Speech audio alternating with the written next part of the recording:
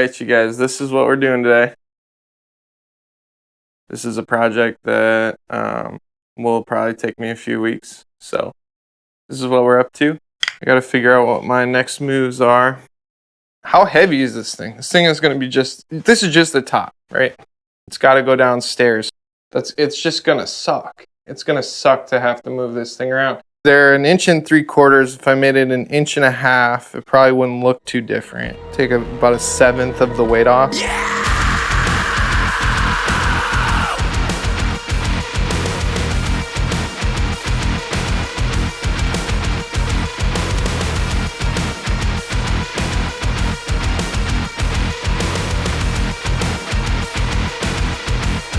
Just to be thorough, I'm gonna put some biscuits on the seams here. So do that quick and then we'll glue this up. Yeah!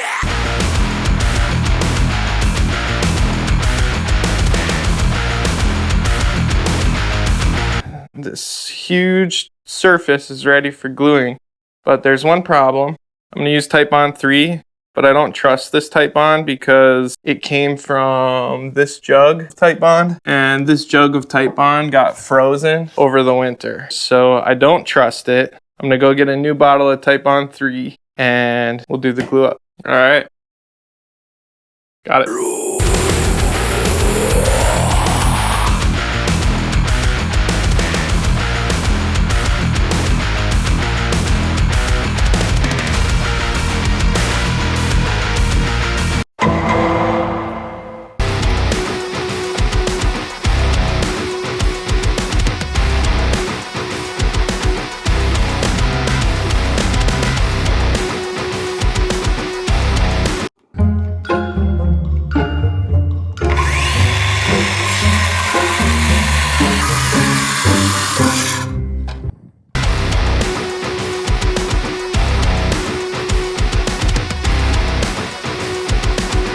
So I just flattened this big chunk of maple. Now it's ready to go on the CNC. So let's put it on the CNC. So we're gonna screw this to the table and then run the carve.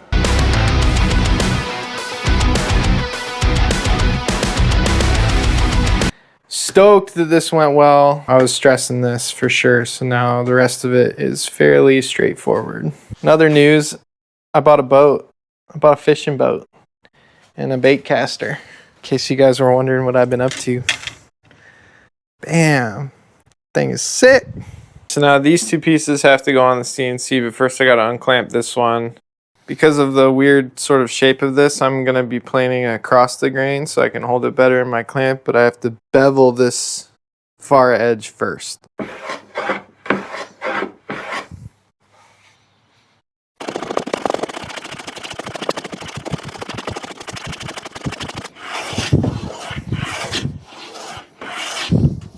All right, both of these are relatively flat with the centers marked. Let's go over to the CNC. Oh.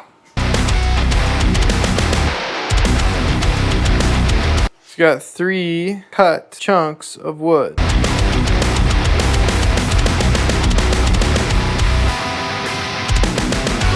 So I got 4 big bow ties, each with little tabs that I will flush cut off. Not gonna do that right now though. I think we're gonna switch gears and I'm gonna try and take this behemoth down today.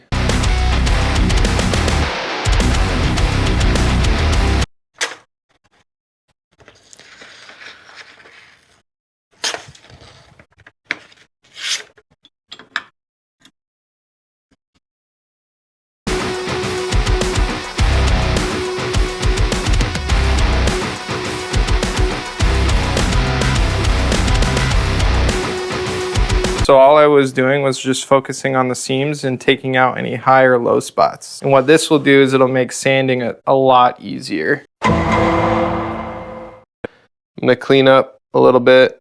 Shop's kind of messy. I think the goal for today's session is to get these pieces glued together or epoxied together. And you'll see what that looks like. But I gotta cut these tabs off. I think I'm gonna do that off camera. All those tabs are gone.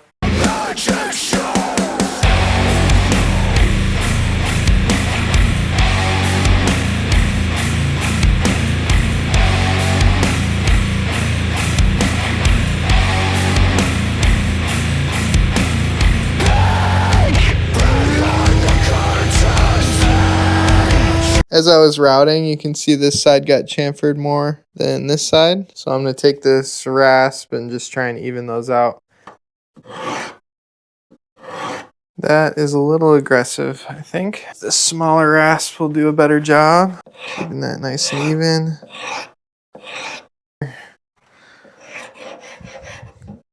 These files are amazing.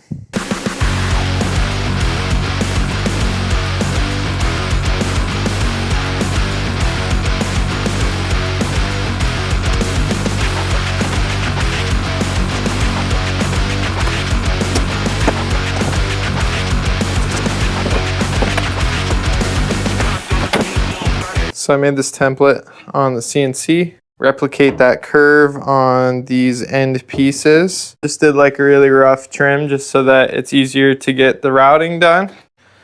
When this goes on, less material to take away, nice and easy. All right, so I'm back from the hardware store. Got more epoxy and they didn't have the router bit that I needed, so I had to go all the way to Rockler, so that errand took longer than I wanted it to, but it's done.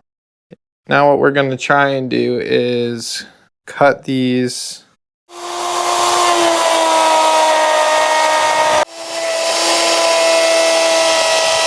That's intense, dude. We've taken our first pass with the router. Yeah, all right, man. We flushed these up. Think we're done using the heavy machinery for today. That was nerve-wracking as can be, but I'm happy that these are cut. That was a big hurdle.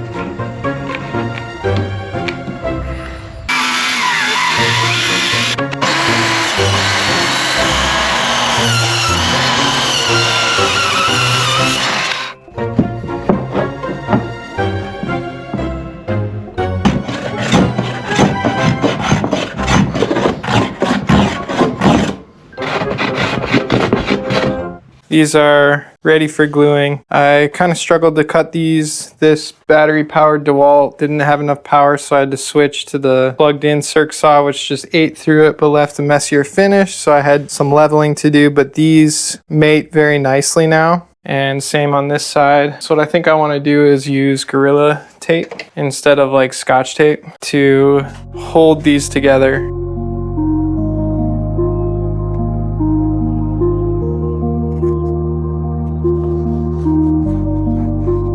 See how that goes. Nice.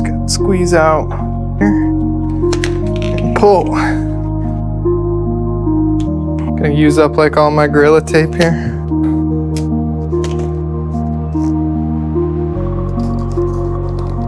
It's actually not bad.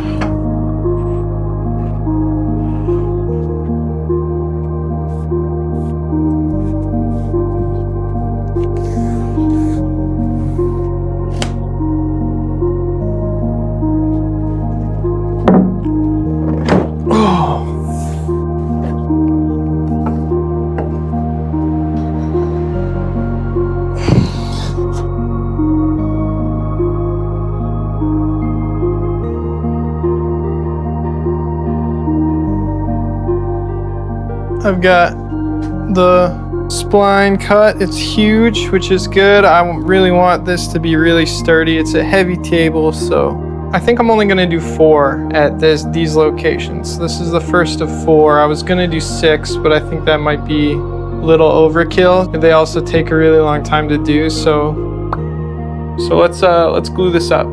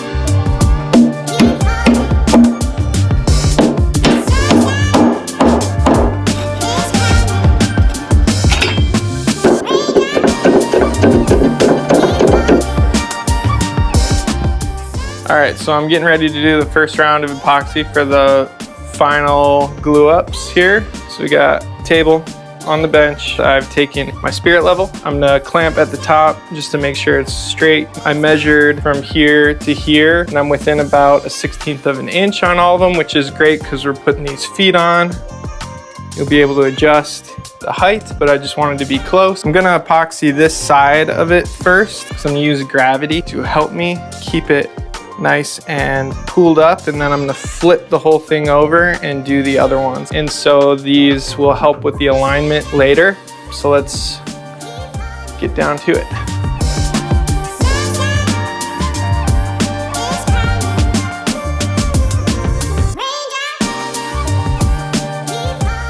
All right, so that was kind of chaotic, so I totally forgot to put Scotch tape down. So there will be some cleanup to do. Since that isn't obviously ideal, I was rushing, shouldn't do that, so. But everything is lined up nicely and I'll clean it up later. That's not a big deal.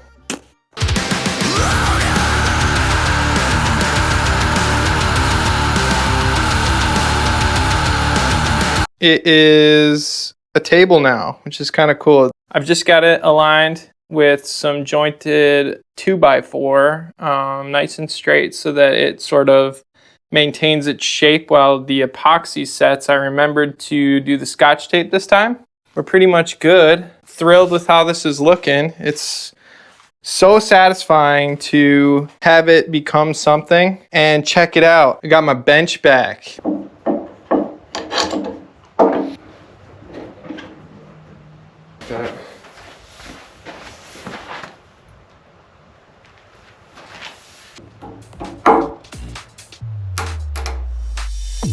Alright, so I just got back from the hardware store. I needed a very weird drill bit and a very big Allen key because I'm attempting to mount the feet, which had weird stuff.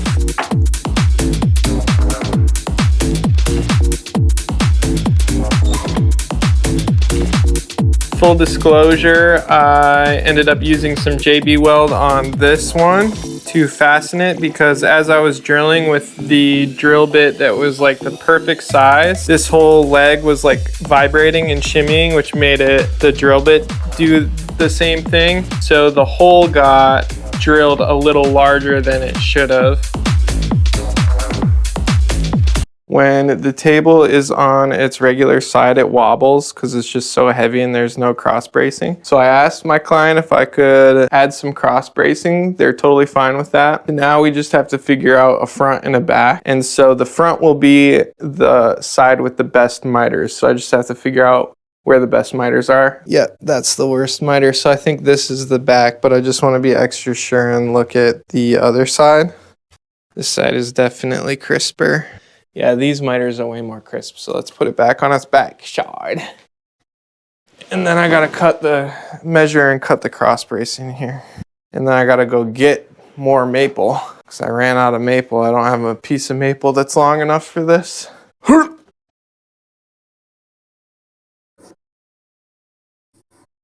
No turning back now.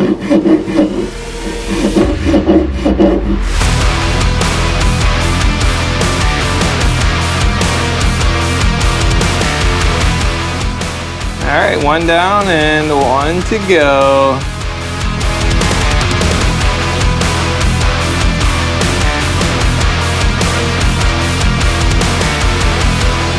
All right, so I got the cross brace in place. I ended up going to Rockler just to grab this piece of maple because I didn't have one that was long enough. I'm gonna screw it in and glue so it's super sturdy. All right, so the cross brace is on. I messed up drilling the hole. I put the screw in and the head snapped off, so I put a dowel in there and then I'm gonna put a screw just off, a little bit off. So here's how that turned out.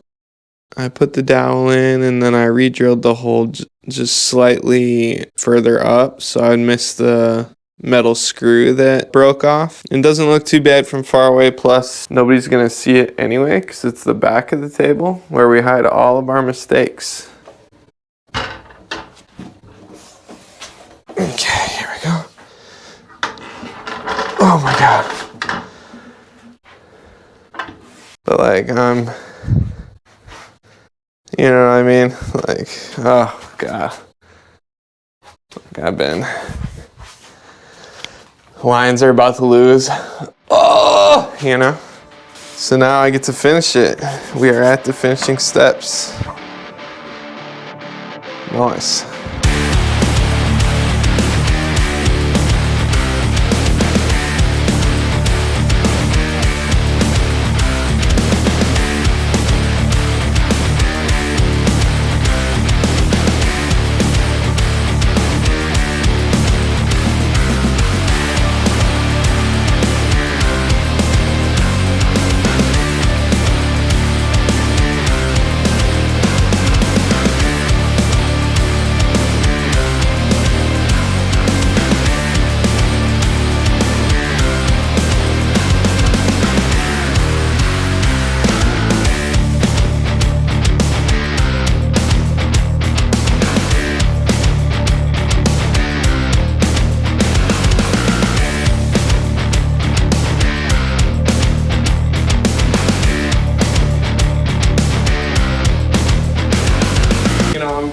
Behind the camera for a reason. You're the star of the show. Noah Budd, showcase. the creator of this beautiful table.